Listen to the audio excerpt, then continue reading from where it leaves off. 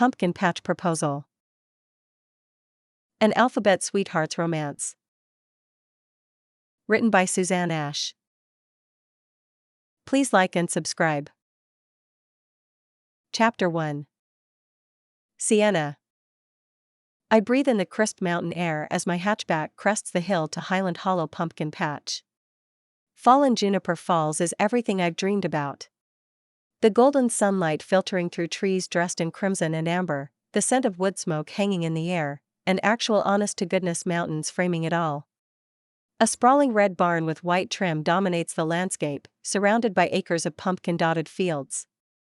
A hand-painted sign welcomes visitors, the rustic lettering promising family tradition since 1987. It's perfect. Charming, authentic, and bursting with potential. I grab my tote, my tablet, and enough pumpkin-themed inspiration to transform this place into Western North Carolina's autumn destination. My mental checklist sings with possibilities. I have ideas for expanded vendor market, artisan demonstrations, string lights, themed photo spots. Can I help you? The deep voice startles me. I spin to find myself face to face with what can only be described as a human barn wall. He's tall, solid, with arms crossed over a flannel-covered chest. Dark hair curls slightly at his collar, and hazel eyes study me with undisguised suspicion. This must be Dylan Holloway, co-owner of this place. Hi. I'm Sienna Blake, I beam, extending my hand. The event planner. I'm guessing you're Dylan? I was supposed to meet with your father this morning, but my father isn't here.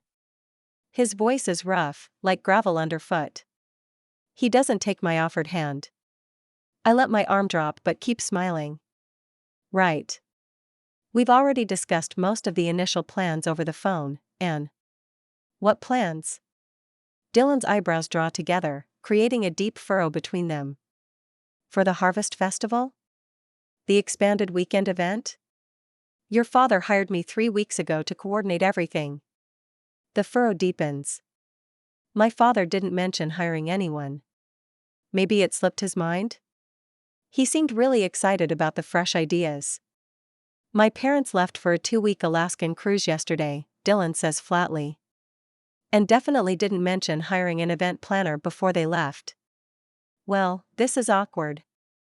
I fumble in my tote and pull out my phone. Your father and I finalized everything last week.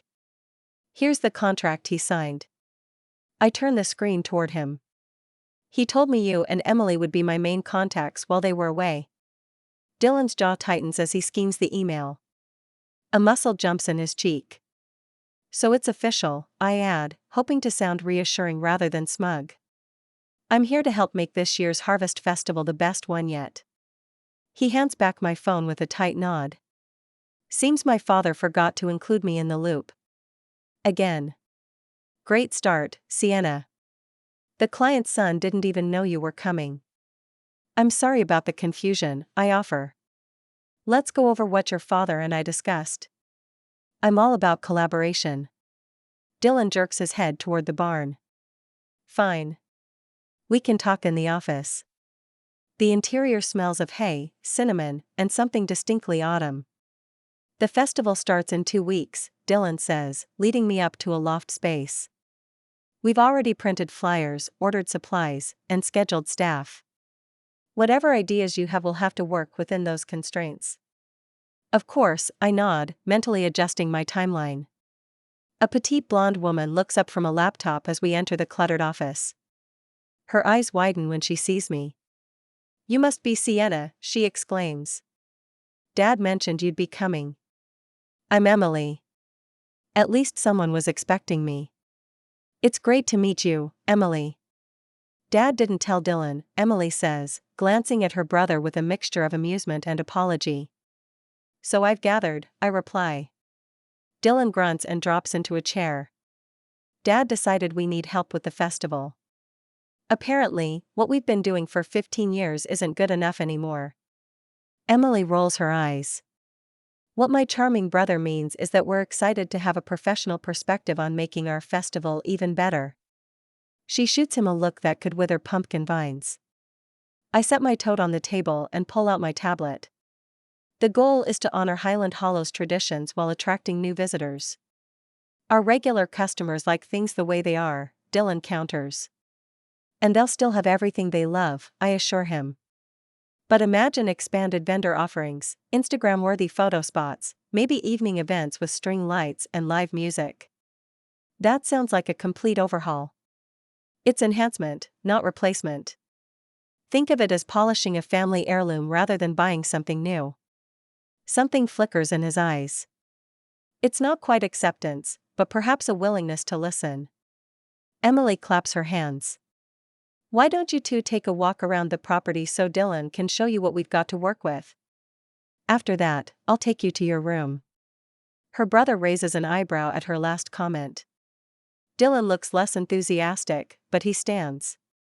Let's get this over with. Not exactly the enthusiastic partnership I was hoping for, but I'll take it. One step at a time, just like every other event I've ever planned.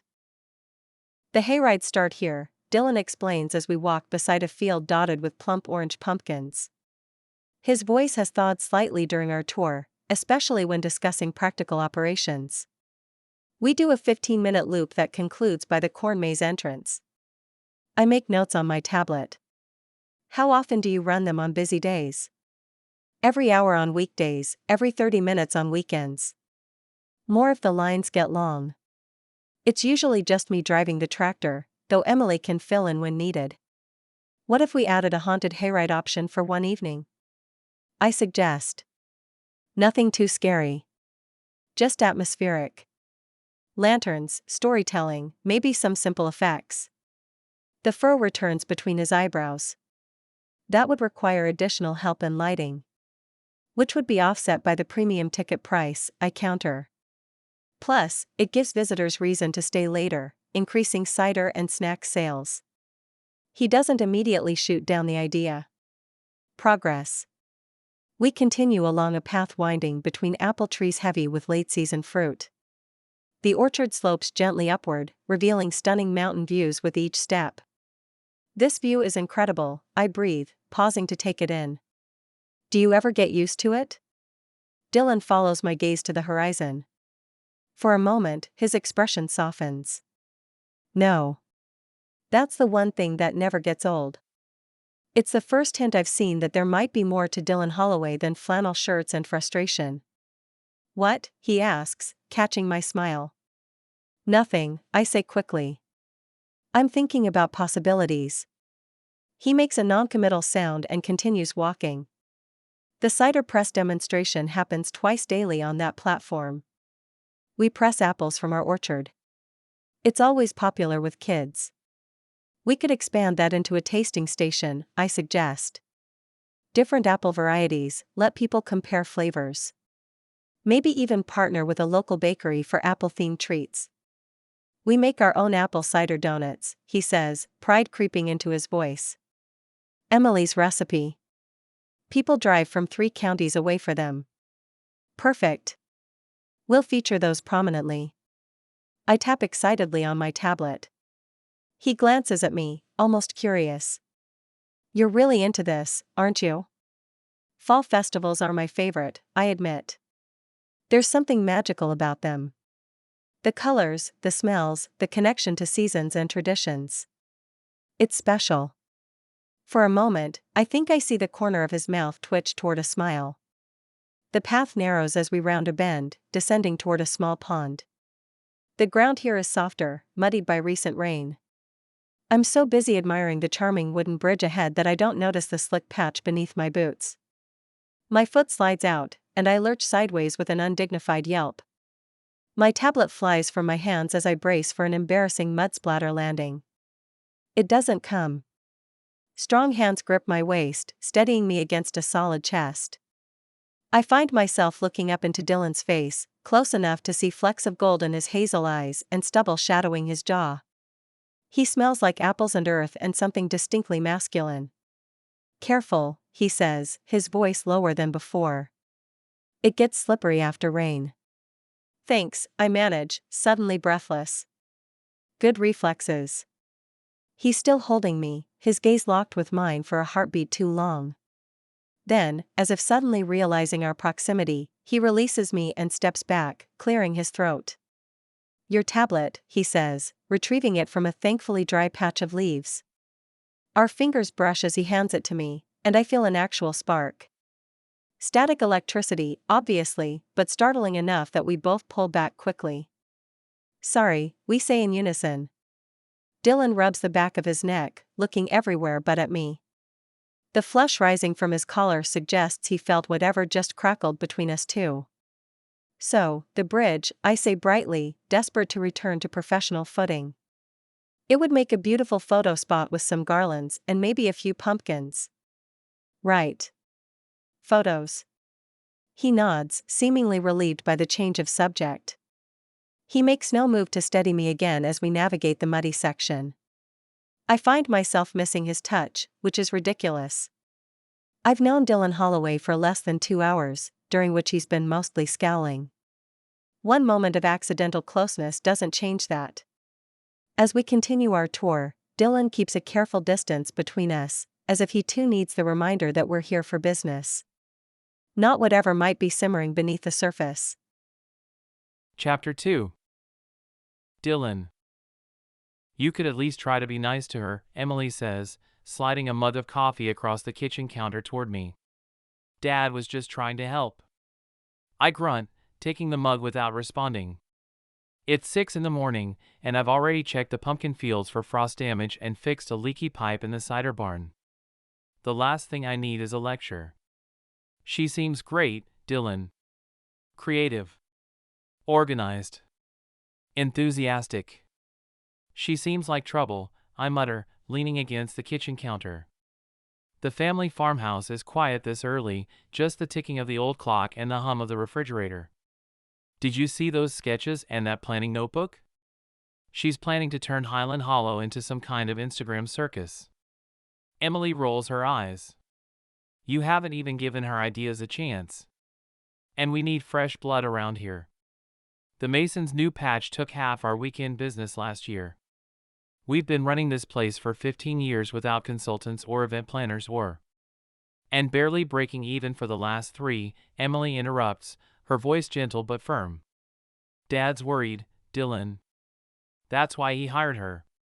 The cruise was Mom's idea to get him to relax for once." I stare into my coffee, not wanting to admit she's right. Our margins have been getting thinner. Equipment costs more, but people still expect the same prices they paid 5 years ago. The math doesn't work, and I know it. Dad knows it too. She talks about string lights and photo spots, I say. What about the actual work? The fields, the maintenance, the logistics? That's your department, Emily points out. Her job is to bring people in. Your job is to make sure things run smoothly once they're here. She starts packing containers of muffins into a basket. "You used to enjoy this place, Dylan. Remember when we were kids? You'd practically vibrate with excitement when pumpkin season started. That was before it became a responsibility instead of fun," I say. "Before Mom got sick and Dad's knees started giving him trouble and suddenly the family legacy rested squarely on my shoulders. Maybe Sienna can help bring some of that fun back," Emily suggests, her voice softening. "For all of us." She doesn't say that she's hoping I'll start letting people back into my life. It's a conversation we've had too many times to count. And it's not going to happen. Because I can't take someone else walking out on me. Not again. I drain my coffee, not wanting to continue this conversation. I'll give her space to work, I concede finally. But she stays out of the way of actual operations. And nothing structural changes without my sign-off. Emily smiles like she's won something. Maybe she has. That's all I'm asking. Try not to scowl at her too much, okay? Your grumpy face scares people. I do not have a grumpy face, I protest. You're wearing it right now, she laughs, heading for the door with her basket. I'm opening the bakery booth early. There's a youth group coming through at 9. I watch her go, resisting the urge to check my reflection in the window to see if I really do look as grumpy as she claims. Not that it matters. I've got actual work to do, tractor maintenance, moving pumpkins to the front display area and checking inventory for the weekend rush. Event planners and string lights can wait. 3 hours later, I've forgotten all about string lights. The tractor decided today was the perfect day to act up, requiring parts I'll have to drive into town to get. 2 of our weekend staff called in sick, and the weather report is threatening rain for Saturday. Our busiest day. I trudge toward the main barn, mentally rearranging the staff schedule when the sound of humming stops me in my tracks. The tune is vaguely familiar, something cheerful that I can't quite place. Pushing open the barn door, I'm greeted by a sight that makes me pause. Sienna Blake is practically dancing around the central space, her chestnut hair caught up in some kind of colorful scarf, moving tables and placing small illustrated signs everywhere. She's completely transformed the welcome area in the span of a morning. She doesn't notice me watching from the doorway, too caught up in whatever vision she's creating. I should announce my presence, but something keeps me silent, observing as she places hand-sketched signs reading Cider Central near the west wall and pumpkin painting station by the windows. The rustic wooden tables we've used for years have been rearranged into a flowing pattern that somehow makes the barn look twice as spacious. She's hung sample burlap banners from the rafters and laid out what appears to be a hand-drawn map of the entire property on the center table. And she's still humming, occasionally spinning in a little half-dance when she seems particularly pleased with an arrangement. The burst of energy and color she's brought into our utilitarian barn is almost disorienting. "Did you move the weighing station?" I ask, finally making my presence known. Sienna whirls around, one hand flying to her chest. "Dylan! You startled me." Her cheeks flush pink, as if embarrassed to be caught mid-dance. "Yes, I hope that's okay?" I figured the flow would work better if people could weigh and pay on their way out rather than creating a bottleneck at the entrance. I want to be annoyed. This is exactly what I told Emily I was worried about. She's making changes without consulting either of us. But I can't deny her logic makes sense. The weighing station has always created congestion on busy days. "That table is heavy," I say instead. "You should have asked for help." She waves a dismissive hand. "I didn't want to bother anyone. Besides, I'm stronger than I look." She flashes a smile that's all sunshine and confidence. "What do you think of the layout?" I scan the space, trying to find something to criticize. But the truth is, it works. The flow is intuitive, the station's clearly marked, and somehow she's managed to create distinct areas without making the barn feel chopped up or cramped. It's different, I admit finally, which is as close to approval as I can bring myself to offer.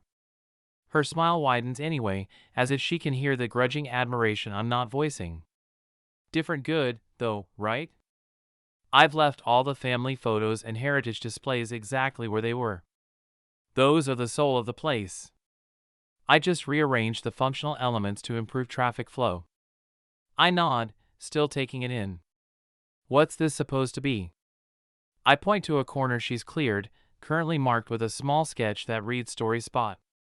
"That's for a reading nook," she explains, eyes lighting up.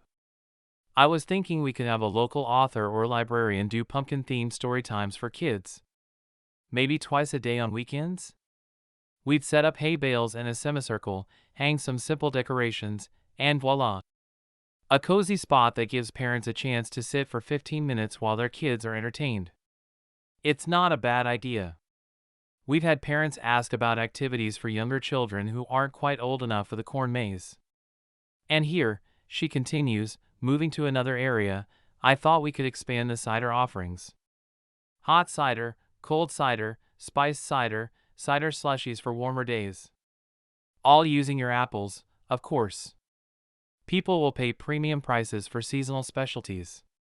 She's in full flow now, moving around the barn, gesturing animatedly, her eyes bright with enthusiasm. I find myself following her, listening despite my initial resistance. Her energy is infectious. And when she tucks a strand of hair behind her ear, revealing a pair of tiny pumpkin earrings, I'm momentarily distracted by the curve of her neck, the splash of freckles across her nose that I hadn't noticed yesterday. "Don't you think?" she asks, looking at me expectantly. I realize I've completely missed whatever she just said. Her head tilts slightly, a knowing smile playing at her lips. You weren't listening, were you? Something about cider, I mutter, feeling heat rise in my neck. She laughs, the sound warm and completely without mockery. Close enough. I was asking what you think about bringing in a few local artisans for the weekend? Nothing that competes with what you already offer. Maybe hand-carved wooden ornaments, beeswax candles, that sort of thing.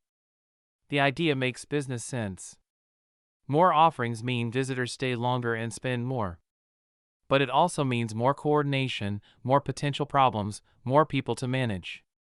Who would oversee all that? I ask. I would, of course, she says, as if it's the most obvious thing in the world. That's what you're paying me for. You and Emily focus on what you do best. I'll handle the extras. There's something about her confidence that's both irritating and strangely appealing. She moves like someone who knows exactly what she's doing, yet there's nothing calculating or cold about her approach. It's all wrapped in genuine enthusiasm. And is that a flannel dress she's wearing? With leggings and boots that look simultaneously practical and stylish? I realize I'm staring and quickly redirect my attention to her sketches on the table. This is a lot of changes for a 2-week timeline. I work well under pressure, she says with another one of those sunrise smiles. And I've done this before. Trust me, Dylan. We're going to put Highland Hollow on the map. We're already on the map, I grumble, but there's no real heat in it.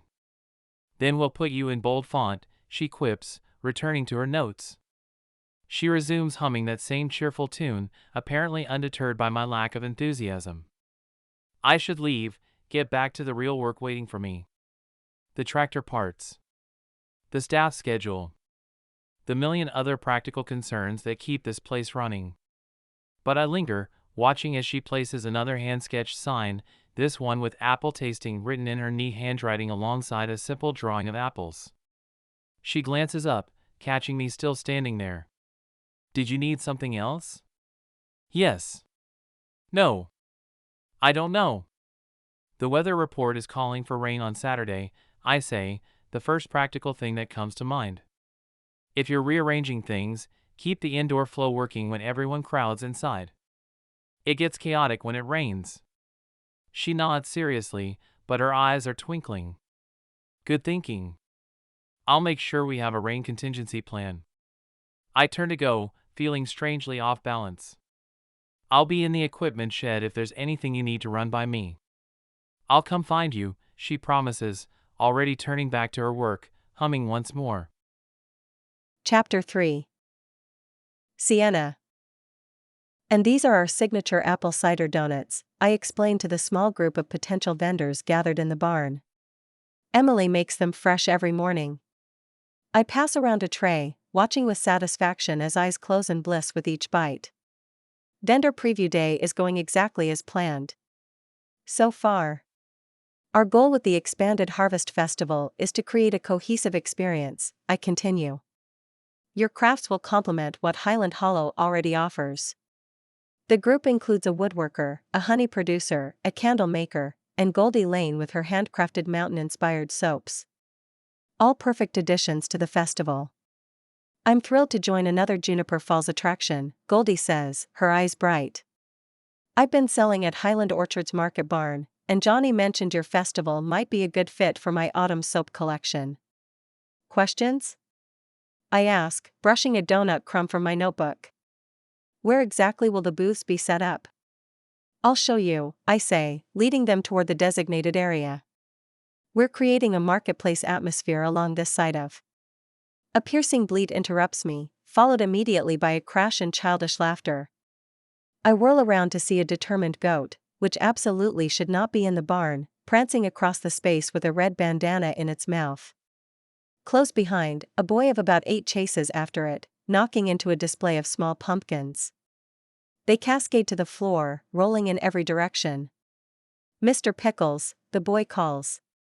Come back. At the same moment, one of the vendors stumbles backward to avoid the charging goat, bumping into Emily who's carrying cider samples. The glasses tip, sending cider splashing across the floor. It's chaos. Pure autumn chaos. "I've got the goat," comes a deep voice from the doorway. Dylan strides in, taking in the scene with a single glance. He moves with surprising agility, intercepting the goat and catching its collar in one smooth motion. "Toby," he says to the boy, "didn't your mom tell you to keep Mr. Pickles in the pen today?" "He was sad all alone," the boy explains sheepishly.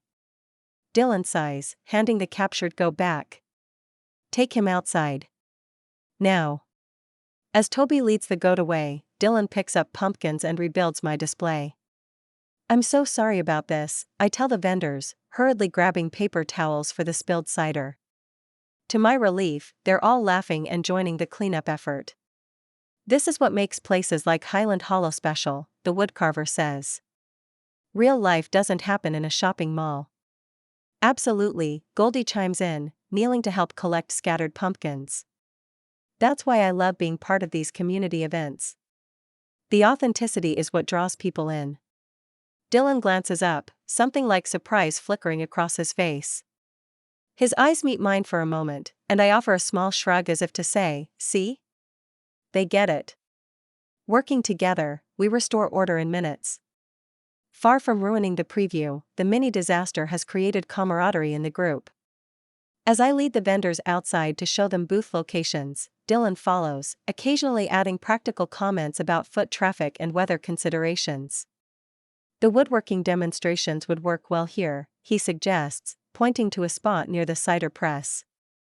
"People could watch both activities without crowding either area." I try to hide my surprise at his constructive input. "That's a great idea." He shrugs, but I catch the hint of pleasure in his eyes at my approval. It's a small crack in his grumpy facade. When the vendors depart an hour later, all having committed to the festival, Dylan is still there, leaning against the barn door. "That went well," I say. "Despite Mr. Pickles' best efforts to sabotage us." The corner of his mouth twitches. "Toby's been sneaking that goat treats since he was 5. Is Toby your—" I let the question hang. "Nephew. My sister Lily's kid. He spends weekends helping at the patch." "Well, your nephew's goat actually helped break the ice. Sometimes a little chaos is good for community building." Dylan snorts. "Is that what they teach in event planning school?" "Absolutely. Chaos Management 101, I reply with a straight face. Required course." This time I'm rewarded with an actual smile. It transforms his face completely, revealing a dimple in his right cheek I hadn't noticed before. "Listen," he says, returning to his usual serious expression, "I need to deliver some pumpkins to Juniper Falls Elementary this afternoon. For their fall math project. Emily usually goes with me, but she's busy in the kitchen." He clears his throat. "Would you mind coming along? To help load and unload?" "I'd be happy to," I say, trying not to sound too eager. "What time are we leaving?" 2 o'clock. "I'll meet you by the truck." "You're a natural," I tell Dylan, watching him demonstrate how to measure a pumpkin to a circle of wide-eyed first graders. "The kids love you." We're in the school playground, surrounded by children in various stages of pumpkin-induced excitement. What was supposed to be a simple delivery has turned into an impromptu lesson when the math teacher spotted Dylan and exclaimed, "It's the pumpkin guy." Dylan shoots me a look that's half exasperation, half resignation. "I've been coming here every fall for years." A small girl in overalls tugs at his flannel shirt. "Mr. Pumpkin Guy, is it true pumpkins grow from flowers?" Dylan kneels down to her level, his large hands gentle as he shows her the remnants of the blossom end on her small pumpkin. "See this part? That's where the flower was. After bees pollinate the flower, it starts growing into a pumpkin." The girl's eyes widen. "That's magic." "That's nature," Dylan corrects, but his voice is gentle. "Even better than magic." Something warm unfurls in my chest watching this. The gruff man who scowled at my festival plans is the same person patiently explaining plant biology to 6-year-olds. When a boy asks if he can sit on Dylan's shoulders to be tall as a pumpkin vine, I can't resist pulling out my phone to capture the moment. Dylan, surrounded by laughing children, a tiny boy perched on his broad shoulders, his expression a mix of reluctant joy and feigned annoyance. This is definitely going on the Highland Hollow social media, I tease as I snap the photo. We don't have social media, he grunts, carefully lowering the boy back to the ground. Not yet, I sing-song under my breath. The rest of the afternoon passes in a whirlwind of small hands, excited voices, and surprisingly patient explanations from Dylan. When the final bell rings and the children reluctantly return to class, I find myself oddly disappointed that our outing is ending. That was fun, I say as we load the empty crates back into the truck. You're secretly good with kids. Dylan shrugs, but I can tell he's pleased. They're easier than adults. No hidden agendas. If they're happy, they laugh. If they're mad, they tell you. The wisdom of Mr. Pumpkin Guy, I intone solemnly. Stop calling me that, he grumbles, but there's no heat in it. As we drive back to Highland Hollow, a comfortable silence falls between us. The late afternoon sun turns the autumn leaves into stained glass along the winding mountain roads, and I find myself stealing glances at Dylan's profile. Thank you, he says suddenly, breaking the silence. For what?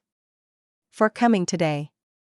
For not making fun of the whole pumpkin guy thing. I would never make fun of something that matters to those kids, I say honestly. Besides, I think it's sweet. You're their local celebrity. He snorts, but doesn't argue.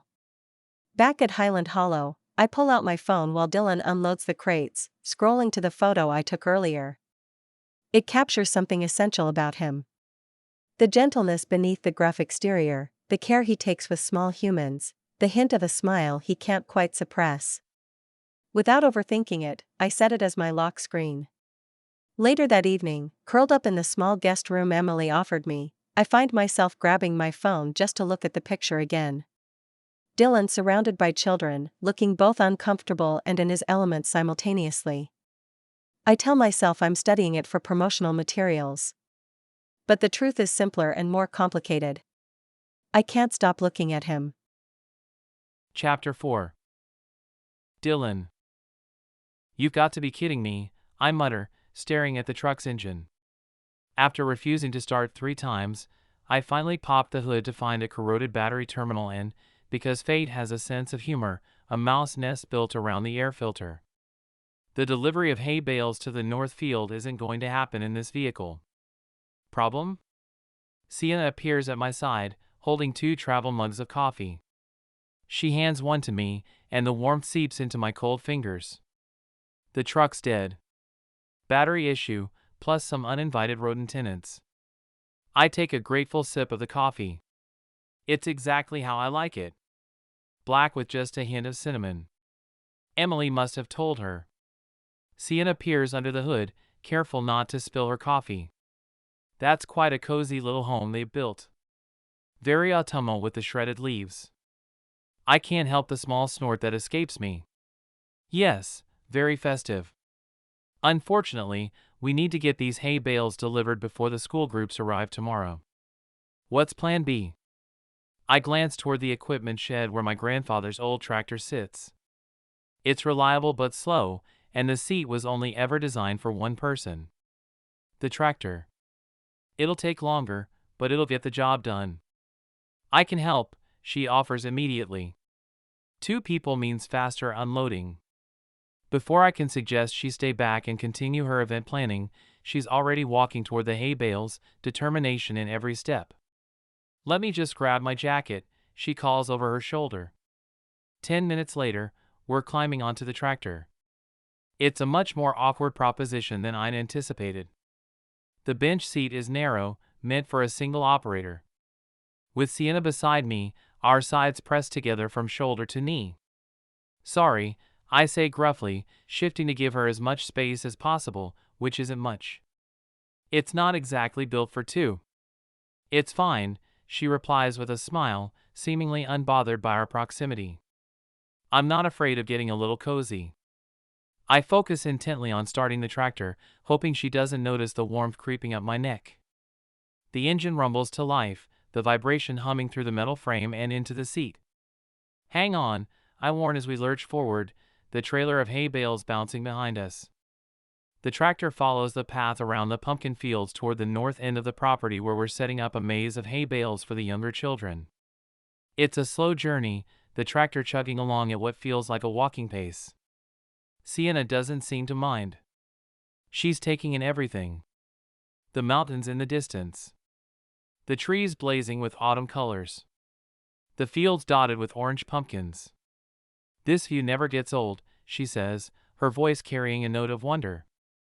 "No, it doesn't," I agree, but I find myself sneaking glances at her profile instead of the familiar landscape. The morning sunlight catches in her hair, bringing out golden highlights I hadn't noticed before. A particularly sharp bump in the path sends her sliding against me, her shoulder pressed firmly to mine. "Sorry," she laughs, steadying herself with a hand on my arm. "Not the smoothest ride." Tractors aren't known for their suspension systems. As we pass beneath a maple tree, a cascade of red and gold leaves showers down around us, caught in a sudden gust of wind. A few land in Sienna's hair, looking like they belong there among her chestnut waves. Without thinking, I reach over to brush one from her shoulder. "You've got leaves." "Oh!" She turns, her face now inches from mine, and reaches up to touch her hair. "Are they in my hair too?" "Yeah." My voice comes out rougher than intended. We're still moving, the tractor faithfully chugging along, but time seems to slow as she runs her fingers through her hair, dislodging several more leaves that dance away on the breeze. Her hand comes to rest on my shoulder, brushing at something. "You've got some too," she says softly. Her hand lingers. I can feel the warmth of her palm through my flannel shirt, 5 distinct points of gentle pressure from her fingertips. Something electric passes between us in that moment, a current stronger than the one failing to power the truck back in the yard. My pulse jumps, thundering in my ears loud enough that I'm certain she must hear it over the tractor's engine. I should look away. Should focus on driving. Should remember all the reasons why getting attached to Sienna Blake is a terrible idea. Instead, I find myself leaning almost imperceptibly closer. She notices. Her eyes widen slightly, her lips parting in surprise. For a heartbeat, I think she might close the remaining distance between us. The tractor hits another bump, jolting us both back to reality. I straighten quickly, returning my attention to the path ahead with single-minded focus. "Almost there," I say, my voice oddly strained. Sienna tucks a strand of hair behind her ear, nodding. "Great." By the time we finish setting up the hay bale maze, the awkwardness from the tractor has faded. Sienna throws herself into the work with surprising energy, helping position the heavy bales exactly where we need them. She sketches a quick map of the maze's layout, making adjustments that actually improve the design. "You're stronger than you look," I observe as she helps me drag a particularly stubborn bale into position. "Event planning builds muscle," she quips. "You should see me wrangling folding chairs." The air between us feels easier as we work side by side. By late afternoon, the maze is complete, ready for tomorrow's school groups. "This is perfect," Sienna says, dusting hay from her hands as we survey our work. "The kids are going to love it." She's right. The simple maze is just challenging enough for young children without being frustrating. At her suggestion, we've added small pumpkins at dead ends and created a wider central area where a staff member can tell harvest stories. "You have good instincts for this," I admit as we climb back onto the tractor for the return journey. Her smile is bright enough to rival the afternoon sun. "Was that a compliment, Dylan Holloway?" "Don't let it go to your head," I mutter, but I can't completely suppress my own smile. The ride back is companionable, both of us tired but satisfied with our work. This time, when the tractor's movement presses us together, neither of us tries too hard to maintain distance. It's getting dark by the time we return to the barn. Emily has left a note saying she's gone to pick up more baking supplies and won't be back until late. The strings of twinkle lights Sienna ordered have arrived, and she immediately wants to start hanging them around the central beams of the barn. "It'll transform the space," she insists, already dragging a ladder into position. Just a few strands tonight to see the effect. I should say no. Should tell her we're both tired and it can wait until tomorrow. I'll hold the ladder, I hear myself say instead. She climbs up with a strand of lights, directing me to move the ladder every few feet as she creates a canopy of tiny white bulbs across the center of the barn. Even unlit, I can see her vision taking shape. Can you hand me that next strand? She asks, reaching down from her perch near the top of the ladder. I pass her the lights, our fingers brushing in the exchange. Even that brief contact feels charged, deliberate. Perfect, she says, securing the end of the strand to a hook in the beam. Now we just need to. The ladder wobbles as she stretches too far. I see it happen in slow motion. Her eyes widening in surprise, her body tilting, the ladder tipping precariously. I move without thinking, positioning myself directly beneath her as she slips. She falls with a startled cry, landing squarely in my arms. The impact knocks the breath from my lungs, but I keep my footing, holding her securely against my chest. I've got you, I say, my voice low. Sienna stares up at me, her blue eyes wide, hands gripping my shoulders. Nice catch, she whispers. I should set her down. Make sure she's okay and then step back. Maintain the careful distance I've been trying to keep since she arrived at Highland Hollow. I don't do any of that. Instead, I lower my head and press my lips to hers. The first touch is gentle, hesitant. A question. Her lips are soft and warm, tasting faintly of cinnamon and honey. Her sharp intake of breath fills my senses, and for a terrible moment I think I've misread everything.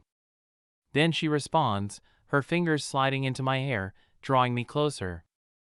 The kiss deepens, transforms from a question into a conversation, an exchange of warmth and wonder. Something tight in my chest unfurls, spreading warmth through my veins like sunshine. Her weight in my arms feels right, as if she's meant to be there. I can feel her heartbeat against my chest, racing to match my own. The scent of her surrounds me. Autumn leaves, vanilla, and something uniquely Sienna that I couldn't name but would recognize anywhere. The twinkle lights she's hung catch in her hair as we shift slightly, creating a constellation of stars around us in the dimness of the barn. Time stretches, measured only in shared breaths and the soft sound of wonder she makes when I adjust my hold to draw her closer. Everything narrows to this moment, this woman in my arms, this feeling I've been fighting since she first arrived with her sketches and her sunshine smile. Reality crashes back with the distant sound of a car engine. I break the kiss, suddenly aware of what I'm doing, who I'm holding, what this means. Sienna's eyes flutter open, looking dazed and hopeful and beautiful in a way that makes my chest ache. Carefully, I set her on her feet, stepping back as if creating physical distance might somehow undo what just happened between us. Dylan, she questions softly, reaching for me. That was a mistake, I say, the words tasting bitter after the sweetness of her kiss. I shouldn't have done that. The hurt that flashes across her face is like a physical blow. A mistake, she repeats, her voice flat. I run a hand through my hair, unable to look at her directly. You're leaving after the festival. You've got your event planning business, your life somewhere else.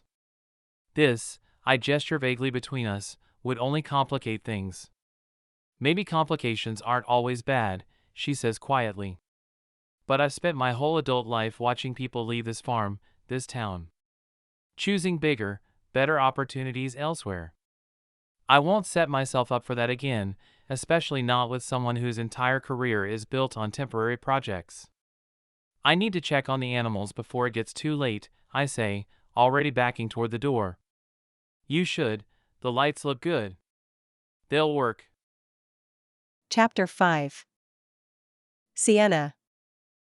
For 3 days, Dylan Holloway becomes a master of disappearing acts. When I arrive at the barn each morning, I find notes left on the central table. Vendor parking needs to be rerouted. Check with fire department about capacity limits. Weather forecast looks questionable for Saturday. All important items. All things that could have been discussed face to face if he hadn't suddenly developed an allergy to being in the same space as me. I throw myself into festival preparations with perhaps more enthusiasm than necessary. The twinkle lights look magical when lit, transforming the barn into something from a fairy tale. I finalize vendor arrangements, coordinate with the local high school's drama club to provide costume storytellers, and design simple directional signs that Emily helps me paint. I tell myself I'm not disappointed. I'm a professional. I can work with difficult clients. The fact that Dylan kissed me with the kind of intensity that made my knees weak, then called it a mistake, is irrelevant to my job performance. Except I catch myself looking for him constantly. When I hear the tractor start up in the distance, I find excuses to walk to the barn's windows. When Emily mentions Dylan is fixing fence posts in the north field, I have to resist the urge to volunteer to help. "You're doing a wonderful job," Emily tells me on Thursday afternoon as we arrange the last of the pumpkin displays. "The festival is going to be amazing." "Thank you," I reply, adjusting a small gourd that doesn't really need adjusting. Emily pauses in her work, giving me a long look. "Dylan's always been good at avoiding things that scare him." I scare him? The idea is both flattering and frustrating. "Change scares him," Emily clarifies. "And you, Sienna Blake, are definitely change." I want to ask what she means, but the sound of boots on the wooden floor interrupts us. Dylan appears in the doorway, his expression carefully neutral. "The hay bale maze is ready for tomorrow's school groups," he announces to the space between Emily and me, his gaze not quite landing on either of us. "I've secured all the bales and marked the exit clearly." "Perfect," Emily says brightly. "Sienna, didn't you want to double-check the storytelling area?" I recognize a setup when I hear one. Emily's matchmaking attempt is about as subtle as her brother's avoidance tactics. "Actually, yes," I reply, grabbing my notebook. "I should make sure we have enough seating and that the sightlines work." Dylan shifts uncomfortably. "I can show you the setup." "That would be great," I say with forced cheer, as if the tension between us doesn't exist. We walk toward the maze in silence, our footsteps muffled by fallen leaves. The afternoon air carries the scent of wood smoke and the last roses blooming near the farmhouse. It should be peaceful, but instead it feels like walking on thin ice. "The central area is here," Dylan says, gesturing to the wider space we created in the middle of the hay bale maze. "We've got room for about 20 kids to sit comfortably." I nod, making notes I don't really need. "And the storyteller will stand here?" "Right. Good visibility from all angles." We continue the inspection, discussing logistics with professional courtesy. But underneath the polite conversation, I'm acutely aware of his presence. The way he carefully maintains distance between us. How his hands gesture when he explains something, and the fact that he still won't meet my eyes directly. "I think this will work perfectly," I finally say, closing my notebook. "The kids are going to love it." "Good. That's good." He turns to go, the conversation apparently over. "Dylan." The word escapes before I can stop it. He freezes but doesn't turn around. Are we going to talk about what happened? Or are we just going to pretend it didn't? His shoulders tense.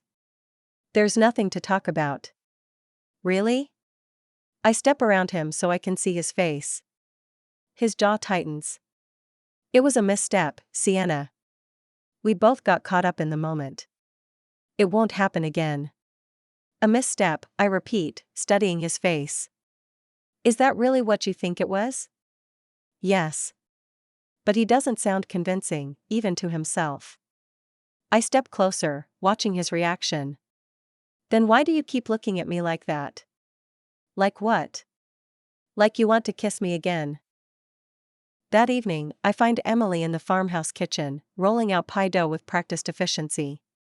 The warm, cinnamon-scented air wraps around me like a hug. "Mind if I keep you company?"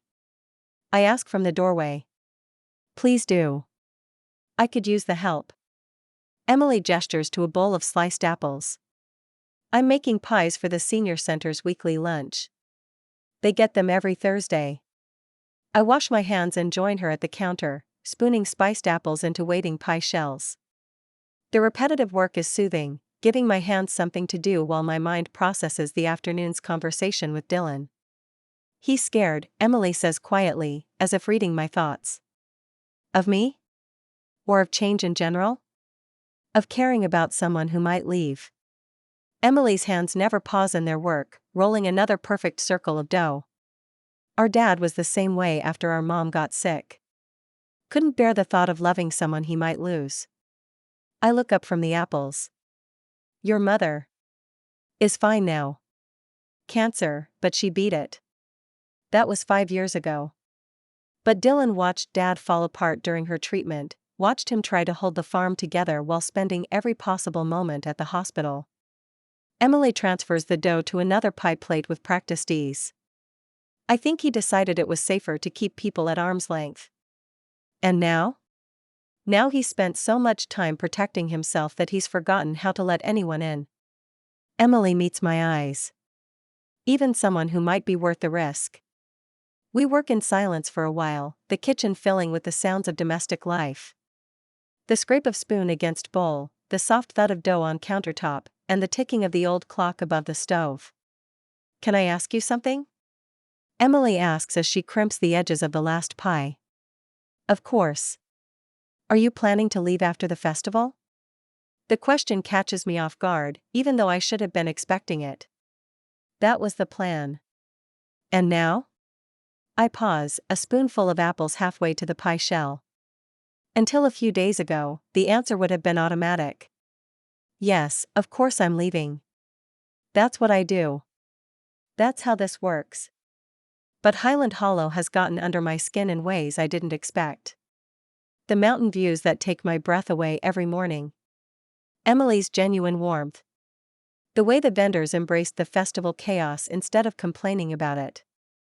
The feeling of contributing to something lasting instead of just organizing something temporary. And Dylan. Stubborn, protective, surprisingly gentle Dylan, who kisses like he means it and then runs away from his own honesty. I don't know, I admit finally. For the first time in years, I honestly don't know. Emily smiles, sliding the pies into the oven. Well, that's a start. Outside, the autumn evening settles over Highland Hollow like a familiar blanket. Through the kitchen window, I see the barn glowing with our twinkle lights, the pumpkin field stretching toward the mountains, the place that was supposed to be just another job but has somehow become something more. 3 days until the festival. 3 days to prove that all our planning and preparation can transform Highland Hollow into the destination Dylan's father envisioned. 3 days to figure out if temporary is really all I want anymore. And 3 days to decide if I'm brave enough to fight for something, someone, who might be worth staying for. Chapter 6. Dylan. The vendor booths go along the west wall. Sienna calls to a group of teenagers. Jake, can you help them with the heavy tables? And remember, everything outside needs to be secured. The weather forecast is showing possible strong winds overnight.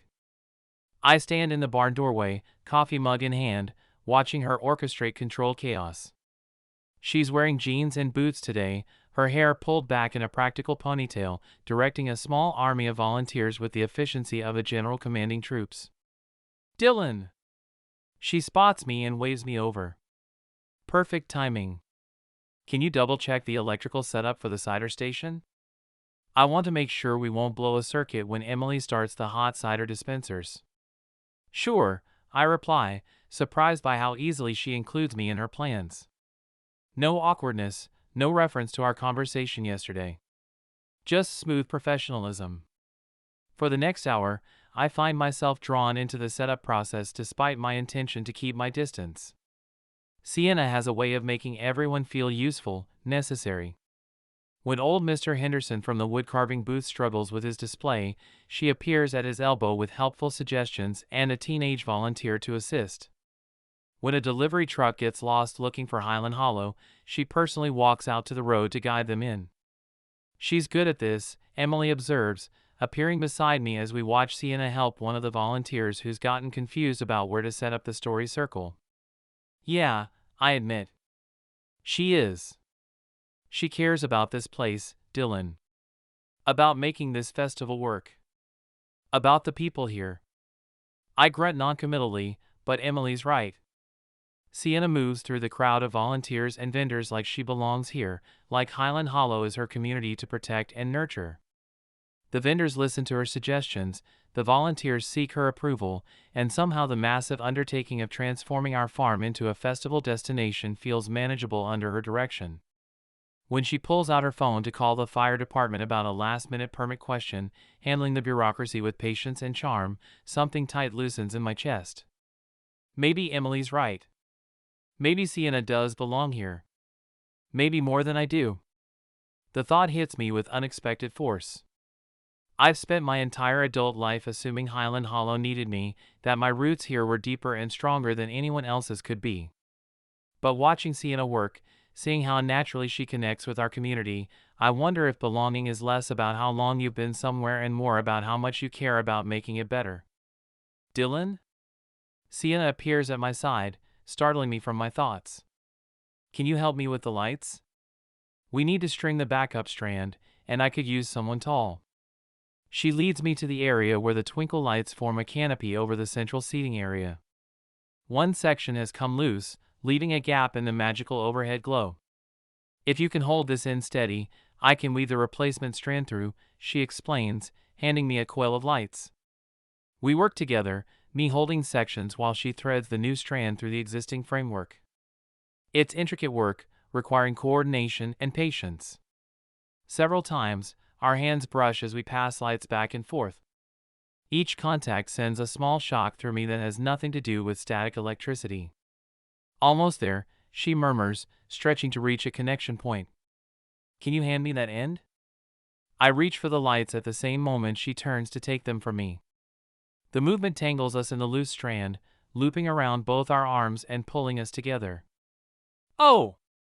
Sienna laughs, looking down at the lights wrapped around us like some kind of festive trap. Well, this is embarrassing. I should immediately start untangling us. Should maintain the professional distance I've been trying to preserve since our kiss. Instead, I find myself looking down at her, close enough to count the freckles across her nose, close enough to see the way her eyes sparkle with genuine amusement at our predicament. We're literally tied up in fairy lights, she says, still laughing. I feel like this is a metaphor for something. For what? I don't know. Getting caught up in something beautiful? She tilts her head, studying my face. Finding yourself somewhere you didn't expect to be? The space between us shrinks as she speaks, and I realize she's not just talking about the lights anymore. Her laughter fades, replaced by something softer, more serious. Dylan. For a moment, I let myself hope. Let myself imagine that the kiss wasn't a mistake, that the connection between us might be worth the risk, that maybe Sienna Blake could be more than a temporary presence in my life. Sienna, there you are. Goldie's voice cuts through the moment like a knife. She approaches with her arms full of soap samples, seemingly oblivious to our tangled situation. I wanted to confirm the setup for my booth, and also mention that I'm so excited about your next project. That fall wedding expo in Asheville sounds amazing. When do you start? The words hit me like cold water. Asheville. Her next project. Of course. I step back, or try to, given our current predicament, and begin working to untangle the lights with mechanical precision. Let me get these figured out, I say brusquely, my voice returning to its familiar gruff tone. Dylan, wait, Sienna starts, but I'm already focused on the lights, unwinding them with sharp, efficient movements. There, I say when we're free, coiling the loose strand with unnecessary care. That should hold. I step back, already focused on checking the connection points, avoiding her eyes. You should take it, I say, my voice returning to its familiar gruff tone. Sounds like a good opportunity. Dylan. I need to check the vendor parking, I interrupt, already backing away. The setup looks good. You should be proud. I walk away before she can respond, before I can see the hurt in her eyes that I know will be there. Before I can do something stupid like ask her to stay. Because Goldie's innocent comment has reminded me of what I apparently needed reminding. Sienna Blake isn't staying in Juniper Falls. She's an event planner with a business to run, opportunities to pursue, a life that has nothing to do with pumpkin patches and stubborn farmers who are afraid of their own feelings. The festival will start tomorrow. She'll make sure everything runs perfectly, then pack up her sketches and her sunshine smile and move on to bigger, better things. And I'll still be here, exactly where I've always been, wondering what it might have been like if I'd been brave enough to untangle myself from more than just twinkle lights. By evening, Highland Hollow has been transformed. The vendors are set up, the hay bale maze is ready, and every surface seems to glow with warm, welcoming light. Tomorrow will bring hundreds of visitors, the culmination of all Sienna's planning and preparation. I should feel proud, satisfied, ready. Instead, I feel hollow, like I'm watching the success of the festival from behind glass. Emily finds me in the equipment shed, pretending to organize tools that don't need organizing. "You're being ridiculous," she announces without preamble. "Good evening to you too," I mutter, not looking up from the screwdriver I'm examining with unnecessary intensity. "Sienna came looking for you after setup." She seemed upset. Well, she shouldn't be. Goldie made it pretty clear what Sienna's plans are. She was trying to tell you that it doesn't matter.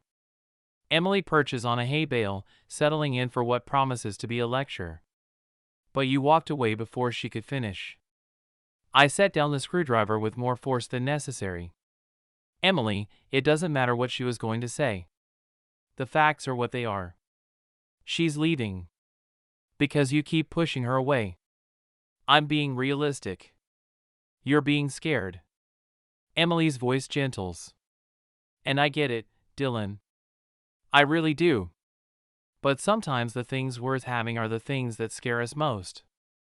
Through the shed's window, I can see the barn glowing with lights, can imagine Sienna inside making final adjustments to tomorrow's setup. Doing what she does best.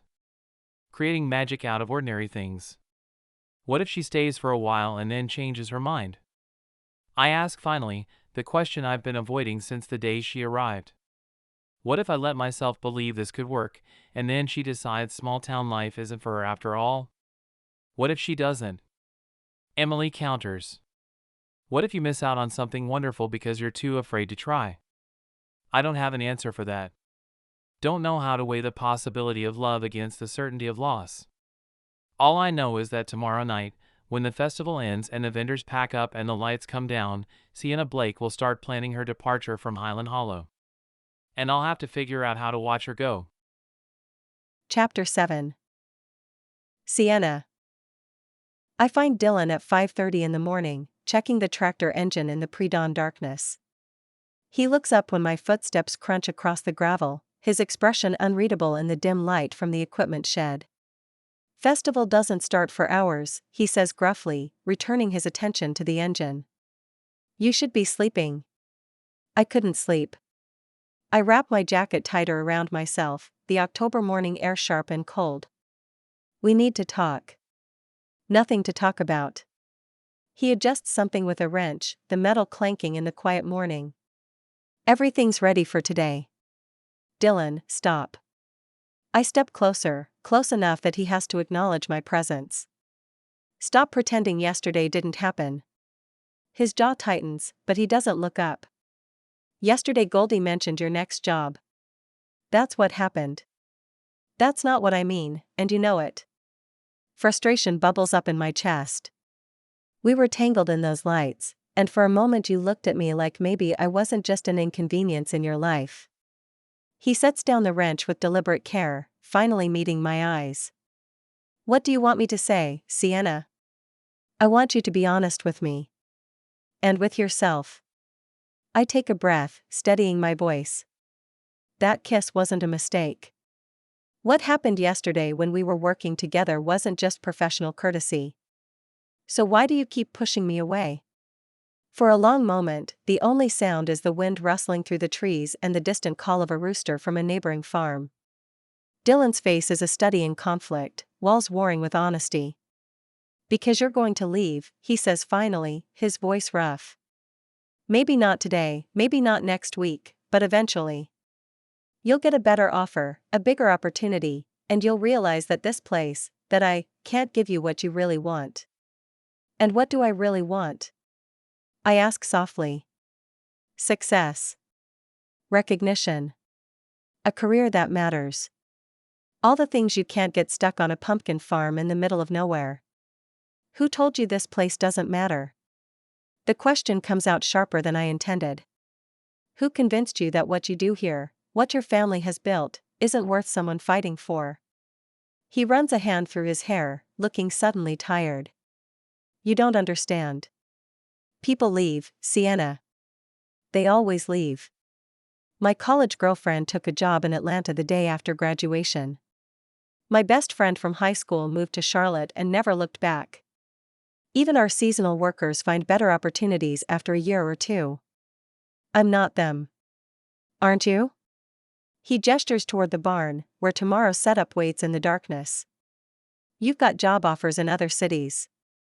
A business that requires you to move around. What's here that could possibly compete with that? The question hangs between us, heavy with years of accumulated hurt and fear. I see it now. Dylan's not just protecting himself from me leaving. He's protecting himself from believing that anyone would choose Highland Hollow, choose him, over everything else the world has to offer. You are, I say quietly. You're here. Emily's here. This community that you've helped build, this place that means something to people, that's here. And maybe that's enough. Something like hope flickers in his eyes, quickly smothered by doubt. Until it isn't, he says. Until you get restless or bored or realize that small-town life isn't the adventure you thought it would be. Dylan. I can't do it again, Sienna. His voice cracks slightly. I can't watch someone I care about pack up and drive away because they found something better. I won't. The admission hangs in the cold morning air like a confession.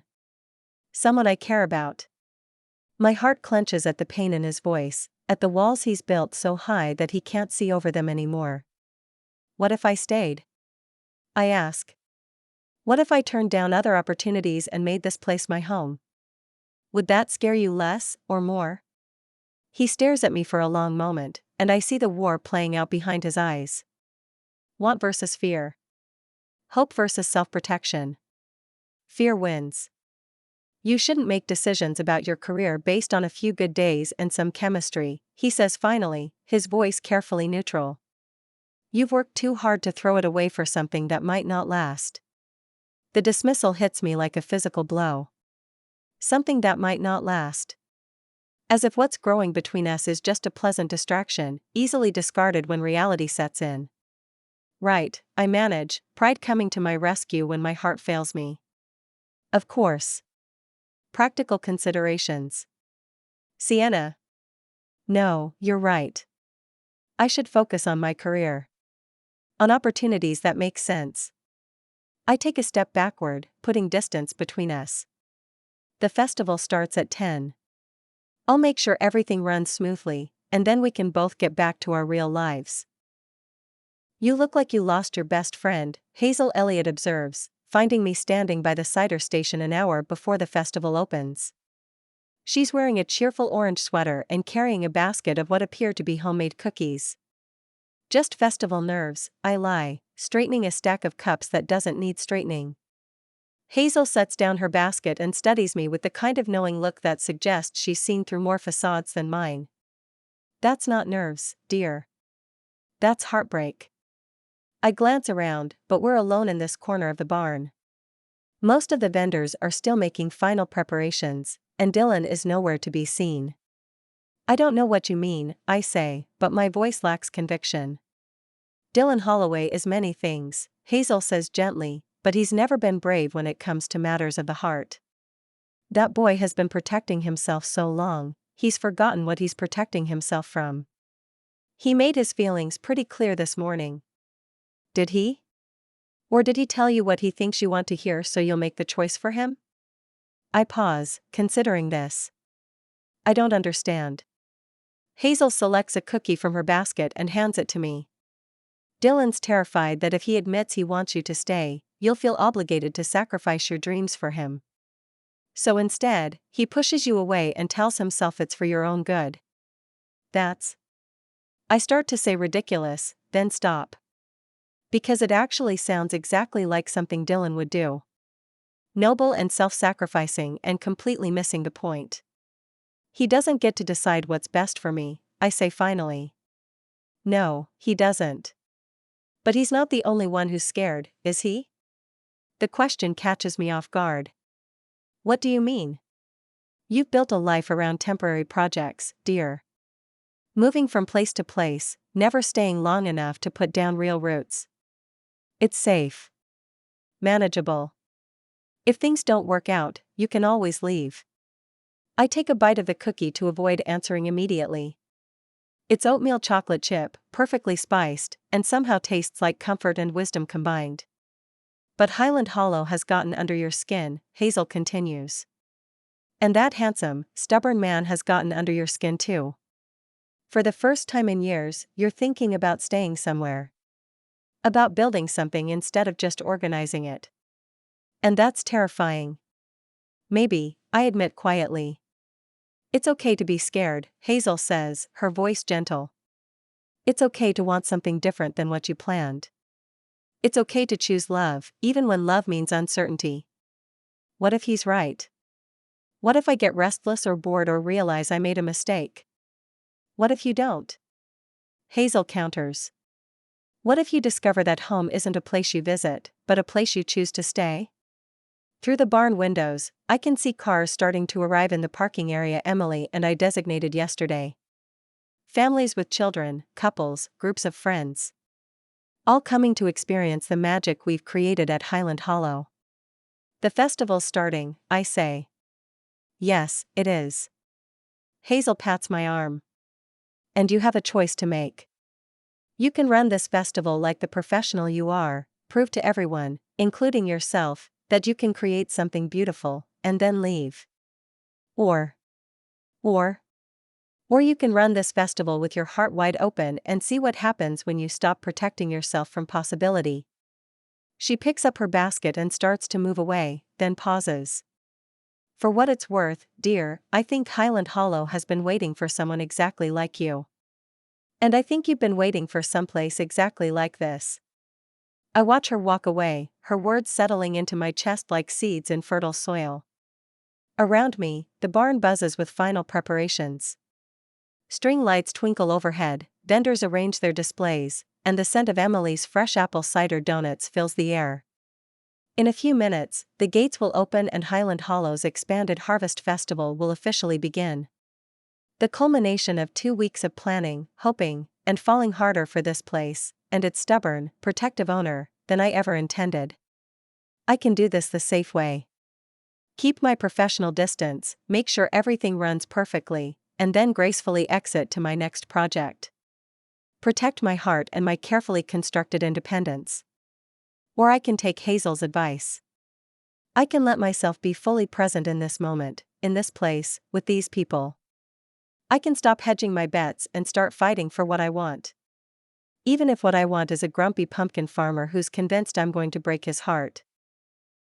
Chapter 8. Dylan.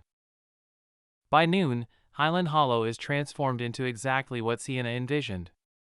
A bustling autumn wonderland that draws families like a magnet. Children dart between hay bales with painted faces, vendors call out cheerful greetings, and the air hums with laughter and conversation.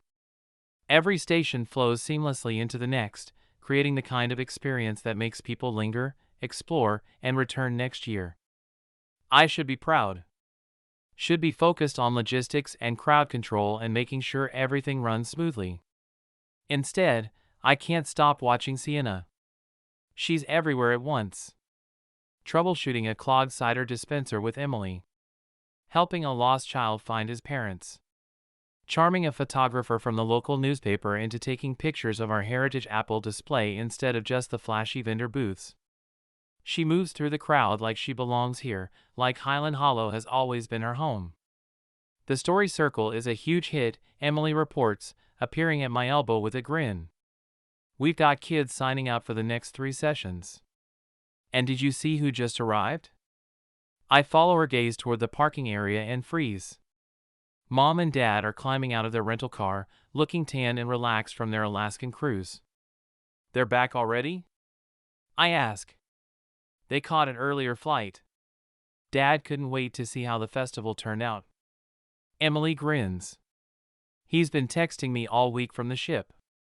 Wait until he sees what Sienna accomplished. I watch my parents take in the transformed farm, Dad's face breaking into a grin as he spots the vendor booths and the crowds of happy families. Then my attention drifts back to Sienna, who's now helping a teenager untangle a kite from the apple tree branches. Dylan. Emily's voice carries a warning. You're staring. I'm observing. Making sure everything runs smoothly. You're staring at Sienna like a man who's just figured out he's been completely wrong about everything. I grunt, but don't deny it. Because Emily's right. I have been wrong. All morning, I've watched Sienna handle crisis after crisis with grace and humor. When the wind threatened to blow down the vendor signs, she rallied teenagers to help secure them. When a family arrived speaking only Spanish, she pulled out her phone to translate and personally guided them through the festival highlights. When old Mrs. Patterson complained that the music was too loud, Sienna adjusted the volume and somehow convinced her to judge the pumpkin carving contest. She doesn't just organize events. She creates community. She's not leaving because this place isn't enough, I say finally, the realization hitting me like cold water. She's leaving because I keep telling her she should. Emily raises an eyebrow. And I've been so busy protecting myself from getting hurt that I never stopped to think about what I might be throwing away. There's the breakthrough I've been waiting for. Emily grins. So what are you going to do about it? Before I can answer, Sienna's voice carries over the crowd through the sound system we set up near the main stage. Good afternoon, Highland Hollow visitors. We're getting ready for our grand prize raffle in about 15 minutes. If you haven't gotten your tickets yet, you can find them at the entry booth. Today's prizes include a beautiful autumn wreath made by our friends at Petals and Posies, a dozen jars of Highland Orchard's honey, and a hand-carved pumpkin sculpture from our woodworking demonstration. She's standing on the small platform we built for announcements, her smile bright enough to rival the October sunshine.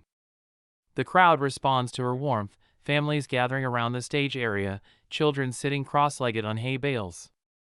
She's a natural, Emily observes. Look how they respond to her. She's right. Sienna doesn't just manage the crowd. She connects with them. Makes them feel welcome, appreciated, part of something special. I start toward the stage, but Emily catches my arm. Dylan. Think about what you're going to say first. Really think about it. I pause, watching Sienna chat with a family while their toddler tugs at her festival t-shirt. She hoists the little boy onto her hip without missing a beat in conversation, and something in my chest cracks wide open. I'm going to tell her I've been wrong, I say finally.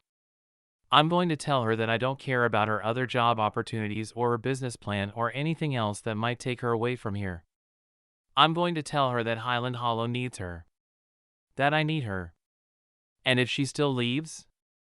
Then at least I'll know I tried. At least I'll know I was brave enough to fight for something that matters. Emily smiles, the kind of smile that suggests she's been waiting for this moment for weeks. Then go get her, brother. I make my way through the crowd, my pulse thundering in my ears. This is crazy. Impulsive. Completely unlike me. I should wait until after the festival, when we can talk privately. Should plan what I'm going to say, think through all the practical considerations. But I've been practical my whole life. I've been careful and cautious and protected, and where has it gotten me? Standing on the sidelines, watching the best thing that's ever happened to Highland Hollow, to me, prepare to walk away because I was too afraid to ask her to stay. Sienna is drawing raffle tickets from a decorative pumpkin when I reach the edge of the stage. And our first winner is... She unfolds a slip of paper. Tommy Wilson. Come on up, Tommy. A boy of about 10 whoops and rushes forward to claim a bag of Emily's apple cider donuts. The crowd applauds, and Sienna reaches for the next ticket. Excuse me, I call out, loud enough for my voice to carry over the crowd. Sienna looks up, surprise flickering across her face when she sees me approaching the stage. Oh! Dylan has an announcement about. Actually, I interrupt, climbing the steps to the platform. I need to talk to you. Right now? She glances at the crowd, at the raffle tickets in her hand, at the schedule we're supposed to be following. We're in the middle of. Right now, I confirm, taking the microphone from her hands before I can lose my nerve. The crowd quiets, sensing that whatever's about to happen isn't part of the planned program. I scan the faces looking up at us. Familiar neighbors, visiting families, vendors who become friends over the course of the day. I spot my parents near the cider station, Dad's eyebrows raised in surprise, Mom already tearing up like she knows what's coming. Hi, I begin awkwardly, feedback squealing from the speakers until I adjust my grip on the microphone. Sorry to interrupt the raffle, but I have something I need to say. Sienna stares at me, her eyes wide with confusion and something that might be hope. 2 weeks ago, this woman showed up at Highland Hollow with a bunch of sketches and ideas that I was sure would ruin everything we've built here. I continue, finding my footing as I speak. I thought she was going to turn our family farm into some kind of commercial circus, take everything authentic about this place and wrap it in marketing speak. A few chuckles from the crowd. I catch sight of Emily near the front, her hands pressed to her heart, grinning like she's watching her favorite movie. I was wrong about a lot of things, I say, my eyes finding Sienna's. But mostly, I was wrong about her. Sienna's hand covers her mouth, tears starting to gather in her eyes. Sienna Blake didn't just plan an event, I continue, gesturing toward the festival happening around us. She saw what Highland Hollow could be and helped us become it. She brought vendors who respect our values, created activities that honor our traditions, and somehow made everything better without changing what makes this place special. The crowd murmurs approval. Mrs. Patterson actually calls out, "She's a keeper." I take a shaky breath, knowing I'm about to cross a line I can't uncross. But what she's really shown me, shown all of us, is that there are businesses all over this area that could benefit from what she does. Highland Orchards, the Mason Farm, the Copper Kettle, Novel Sips, half the businesses in Juniper Falls could use someone with her vision and skills. That's right, calls out a voice from the crowd. I spot Sarah from the Copper Kettle nodding enthusiastically. I've been wanting to do themed dinner events for months. The orchard could use help with our apple festival. Johnny from Highland Orchards chimes in, Goldie beaming beside him. And Novel Sips has been talking about hosting author events, adds Andrew Carter. The crowd begins to buzz with excitement, business owners calling out possibilities, families nodding agreement. I can see the wheels turning in Sienna's mind as she takes in the unexpected support. But more than the business opportunities, I continue, my voice growing stronger, this place needs you, Sienna. Not just Highland Hollow, but Juniper Falls. You fit here in a way that makes everyone around you better. Dylan, Sienna whispers, but I'm not done. I spent so much time being afraid you'd leave that I never gave you a reason to stay, I say, abandoning the microphone and stepping closer to her. I was so convinced you'd choose something better that I never told you what I really wanted to say. Which is? I reach into my pocket and pull out a small carved pumpkin. One I've been carrying around for days, originally intending it as a peace offering but never finding the courage to give it to her. It's rough, imperfect, but it's made from Highland Hollow pumpkin wood, carved with my own hands. Stay, I say simply, holding out the small carving. Stay and build something here. Stay and let me show you that small town life doesn't mean small dreams. Stay because I love you, and I think, I hope, you might love this place enough to call it home. The crowd erupts. Cheers, applause, and at least 3 people shouting say yes. But all I can see is Sienna, tears streaming down her face, staring at me like I've just turned her world upside down. You're asking me to stay, she says, half laughing, half crying. In front of everyone. At a harvest festival. With a wooden pumpkin. I know it's not traditional, I say, suddenly uncertain. And I know it's public and probably terrible timing, but I couldn't wait anymore. I couldn't risk you walking away without knowing that I love you. That I want you here. That Highland Hollow isn't Highland Hollow without you. She's quiet for a moment that feels like an eternity, looking out at the crowd of people who become our community, at the festival we built together, at the life that suddenly spread out before us like a possibility instead of just a dream. Then she launches herself at me, throwing her arms around my neck as I stumble to catch her. Yes, she laughs through her tears. Yes, you ridiculous, stubborn, wonderful man. Of course, yes. The crowd goes wild as I spin her around, both of us laughing and crying and completely overwhelmed by the magnitude of what just happened. When I set her down, she cups my face in her hands. I love you too, she says, loud enough for everyone to hear. And I'm not going anywhere. Even though starting a business in a small town means taking risks? I ask, trying to inject some practical reality into this surreal moment. Even though you just declared your feelings in front of the entire population of Juniper Falls, she counters, grinning. They needed to know you're ours now, I say, and mean it. I'm yours, she agrees, kissing me right there in front of everyone. The kiss tastes like apple cider and possibility, like autumn mornings and forever promises. When we break apart, the crowd is still cheering, Emily is openly sobbing, and my parents are pushing through the crowd toward the stage, Dad wiping his eyes and Mom already reaching up to hug Sienna. We should probably finish the raffle, Sienna says, her forehead resting against mine. Probably, I agree, but I don't let go of her. And figure out the logistics of me staying. My apartment lease, my business plan, all the practical stuff you love to worry about. All solvable problems, I say, surprised by my own confidence. We'll figure it out together. Together, she repeats, like she's testing the word. I like the sound of that. Epilogue. Sienna. Juniper Falls, 1 year later. The apple cider booth needs more cups. I call out to Jake, one of our regular teenage volunteers, as families stream through Highland Hollow's gates for our second annual Harvest Festival. The crowd is twice as large as last year, with cars lined up down the mountain road and a waiting list for hayride slots that stretches into next weekend. On it. Jake calls back, jogging toe. I smile, checking another item off my clipboard. What felt overwhelming and chaotic last year now flows like a well-rehearsed dance. The vendor booths are perfectly spaced, the activity stations run like clockwork, and every volunteer knows their role. Even the weather cooperated. The sun is out and there isn't a cloud in the sky.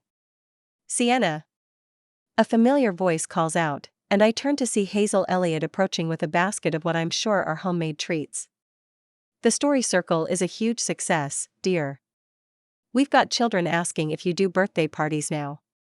I'll add it to my growing list, I laugh, making a note in my planner. Blake event planning has grown beyond my wildest expectations this year, with regular clients throughout the Blue Ridge region. Highland Hollow anchors my calendar, but I've also planned festivals for 3 other farms, a summer concert series for Novel Sips, and seasonal celebrations for local businesses that have become the backbone of my thriving practice. Where's that handsome partner of yours? Hazel asks, glancing around.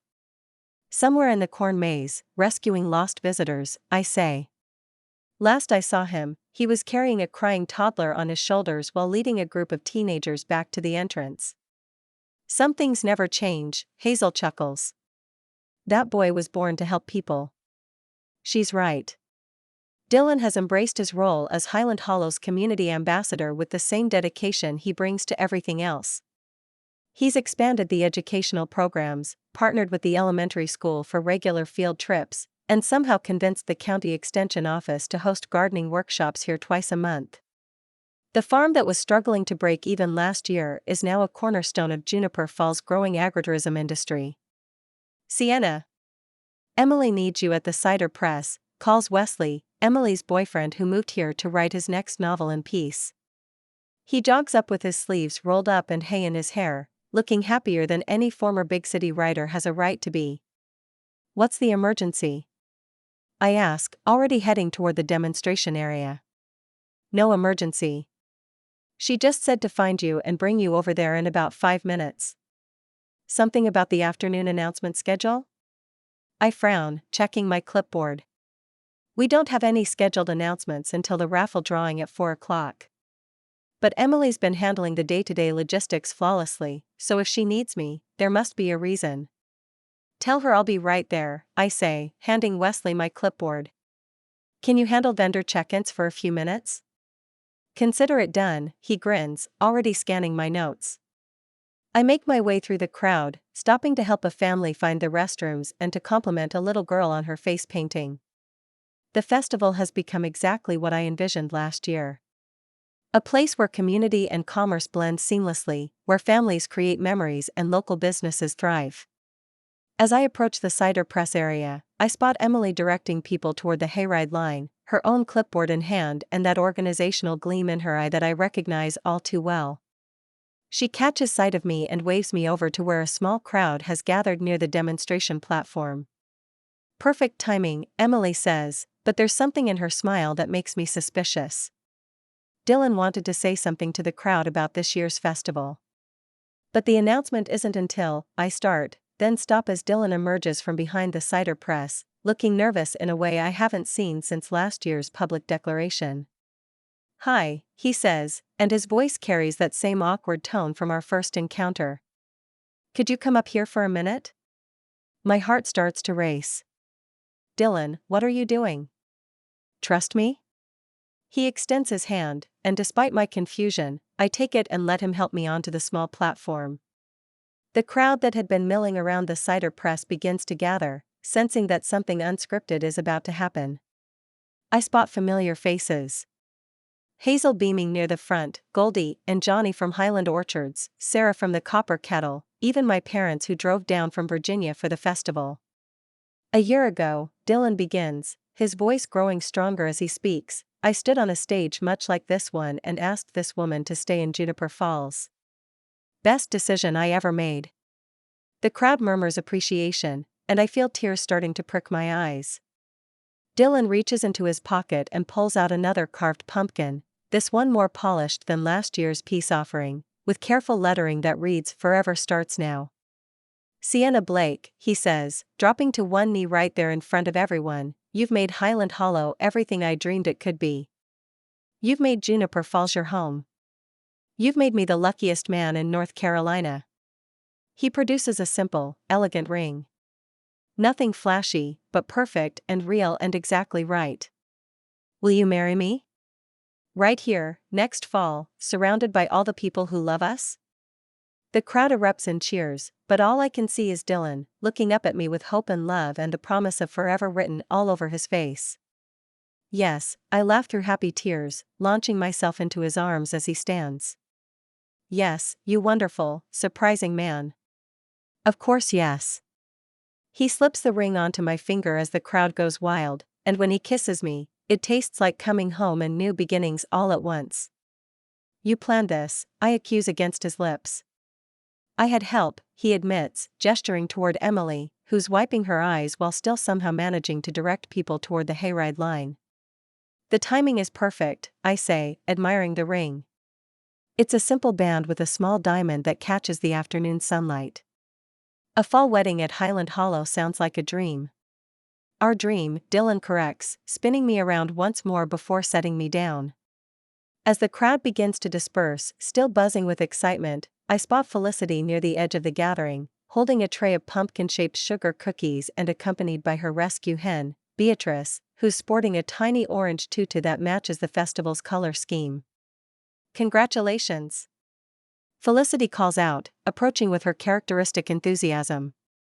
These are engagement cookies. I made them this morning when Emily texted me about Dylan's plan. You were all in on this, I shake my head, but I'm grinning too hard to be truly annoyed. How could we resist? Felicity laughs. Besides, I needed to bring Beatrice to see her public. She's become quite the local celebrity. As if on cue, Beatrice preens, clearly enjoying the attention from several children who've gathered to admire her festive outfit. Speaking of new developments, Felicity continues, lowering her voice conspiratorially, my new neighbor finally moved in last week. Very serious, very grumpy. Barely said more than 10 words to me when we met. Sounds challenging, I say diplomatically. Oh, I'm not worried, Felicity grins. His daughter loves the chickens. She spent an hour yesterday helping me feed them and asking about Beatrice's costume collection. I think he's doomed. Dylan chuckles, wrapping his arm around my waist.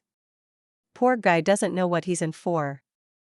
The best things in life usually catch us by surprise, Felicity says with a knowing wink before heading off to distribute her engagement cookies. As the afternoon sun slants through the apple trees and the sounds of laughter and conversation fill the air, I lean into Dylan's warmth and look out over the festival we've built together. Highland Hollow spreads around us in all its autumn glory. So, Dylan murmurs against my ear, any regrets about staying? I think about the job offers I've turned down, the opportunities I passed up, the life I might have lived if I'd chosen differently. Then I look at the ring on my finger, at the man beside me, at the community that has embraced us both. Not a single one, I say, and mean it completely. After all, some roots are worth putting down. Some places are worth calling home. And some love stories are worth staying for. The end. This has been Pumpkin Patch Proposal. Written by Susanne Ash. Copyright 2025 by Susanne Ash. Production copyright 2025 by Susanne Ash. Thanks for listening. Please like and subscribe if you want me to put more of my books on YouTube. Visit my website at www.susanneash.com for more of my books or find me on Amazon.